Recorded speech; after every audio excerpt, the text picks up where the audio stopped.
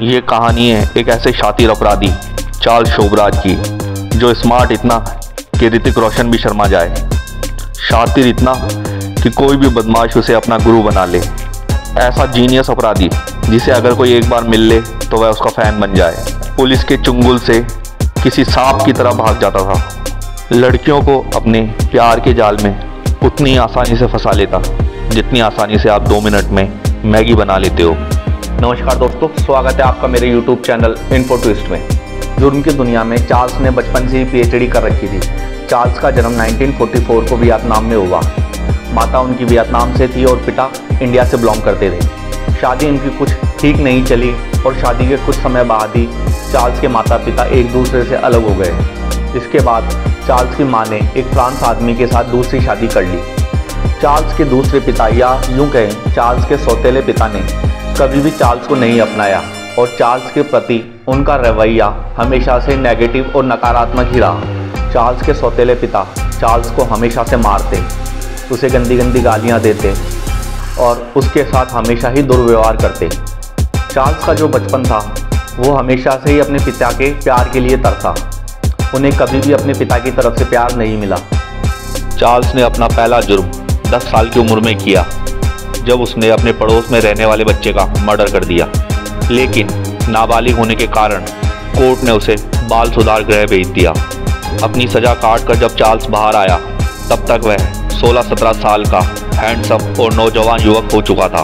मात्र 17 साल की उम्र में ही चार्ल्स ने अपने सौतेले पिता की गर्लफ्रेंड को अपने ही प्यार में फंसाकर कुछ समय बाद उसका रेप करके बड़ी ही निर्दयता के साथ उसे मार दिया। चार्ल्स को जज के सामने पेश किया गया। चार्ल्स की तर्क वितर्क करने की क्षमता और उसकी पर्सनैलिटी इतनी शानदार थी कि जज भी उससे इम्प्रेस हो गए और चार्ल्स को कुछ समय के लिए फिर जेल जाना पड़ा। चार्ल्स को बिकनी किलर क्यों कहते हैं, आइए ये जानने की कोशिश करते हैं। दरअसल चार्ल्स शोबराज जिस भी लड़की को अपने प्रेम जाल में फंसाता, पहले उसके साथ कुकर्म करता और फिर उसका बड़ी ही दरिंदगी के साथ मर्डर कर देता। मरी हुई लड़कियों की डेथ बॉडीज पर सारे कपड़े गायब मिलते। चार्ल्स शोबराज उनके शरीर पर सिर्फ इनर गारमेंट्स ही छोड़ता था, जिसके कारण अपराध जगत में उसे बिकनी किलर कहा जाने लगा। चार्ल्स की पर्सनैलिटी इतनी ज़बरदस्त थी कि वह किसी भी हॉलीवुड या बॉलीवुड एक्टर को टक्कर दे सकता था। फेयर, टॉल और हैंडसम, बोलने में इतना माहिर कि किसी को भी अपने जाल के अंदर फंसा ले। चार्ल्स शोबराज की जुर्म की दुनिया को कुछ इस तरह से समझने की कोशिश करते हैं। सन 1975 में चार्ल्स बैंकॉक, थाईलैंड पहुंचा। चार्ल्स पहले विदेशी लड़कियों से नज़दीकी बनाता, उन्हें अपने प्यार के जाल में फंसाकर उनकी ड्रिंक में कुछ नशीली दवा मिलाकर उन्हें बेहोश कर देता और फिर उसके बाद उनके साथ कुकर्म करता और फिर बड़ी ही बेरहमी से उनका मर्डर कर देता और उसके सारे पैसे, ज्वेलरी, पासपोर्ट लेकर दूसरे देश भाग जाता।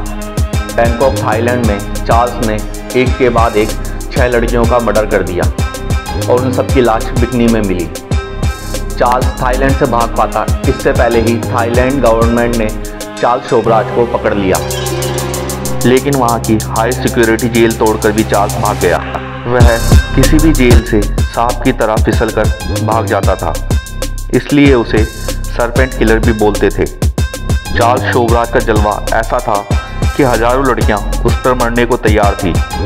लड़कियों को अपना दीवाना बनाना चार्ल्स के लिए कोई नई बात नहीं थी, फिर चाहे अपने बाप की गर्लफ्रेंड ही क्यों ना हो। जो लॉयर जेल में चार्ल्स से मिलने आती थी, चार्ल्स ने उसे भी अपने प्रेम जाल में फंसा लिया। उसने अपनी साथी कैदी की पत्नी को भी नहीं छोड़ा। थाईलैंड में जो महिला जेलर थी उसे भी चार्ल्स से प्यार हो गया।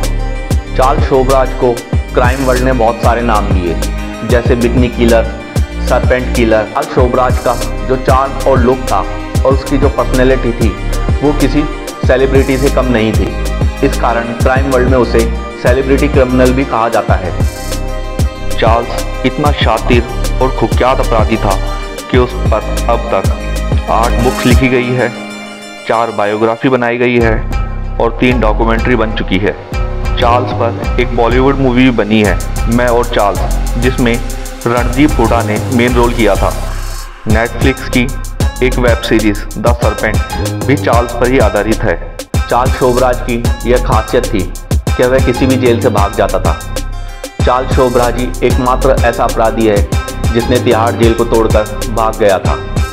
लास्ट टाइम जब चार्ल्स शोभराज नेपाल गए तो नेपाल पुलिस ने उसे पकड़ लिया और तब से चार्ल्स शोभराज नेपाल की जेल में बंद है। चार्ल्स शोभराज ने अपनी आधी से ज़्यादा उम्र लगभग जेल में ही काटी है। नेपाल कोर्ट ने कुछ दिन पहले ही चार्ल्स के बुढ़ापे को ध्यान में रखकर उन्हें रिहा कर दिया है। तो दोस्तों, आपको मेरा ये वीडियो कैसा लगा मुझे कमेंट सेक्शन में ज़रूर बताएं। मेरे इस वीडियो को ज़्यादा से ज़्यादा लाइक करें, शेयर करें और जाते जाते इस चैनल को भी सब्सक्राइब कर लीजिए। तो दोस्तों, मिलते हैं एक और दिलचस्प क्राइम स्टोरी के साथ में। तब तक के लिए बाय बाय, टेक केयर और जय श्री राम।